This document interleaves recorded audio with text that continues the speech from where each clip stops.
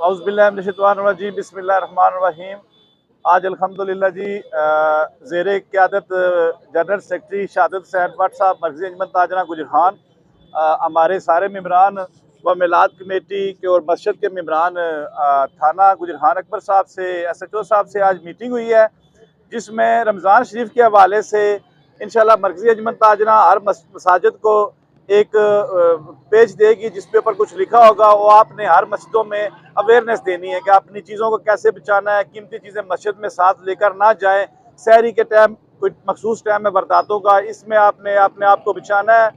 तो इंशाल्लाह थाना गुजरान और मरकज़ी अंजमन ताजरा इंशाल्लाह आप लोगों के साथ शाना बशाना खड़ी है।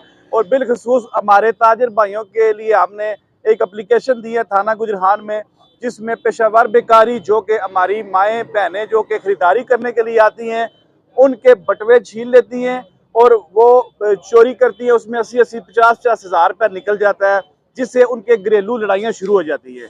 इससे बराए मेहरबानी इंशाल्लाह आप अपने अपनी मार्केटों में जो हमारे सदूर व जनरल सेक्रेटरी हैं वो इस चीज़ का ख्याल रखें, कैमरों को फोकस करें और इंशाल्लाह हम आपके शाना बशाना खड़े हैं। हम वक्त कोई मसला मसाइल किसी जगह चोरी चकारी का आता है तो आप फिल फॉर फ़ोन करें मरकज़ी अंजमन ताजरा को। बहुत बहुत शुक्रिया, सलामत रहें।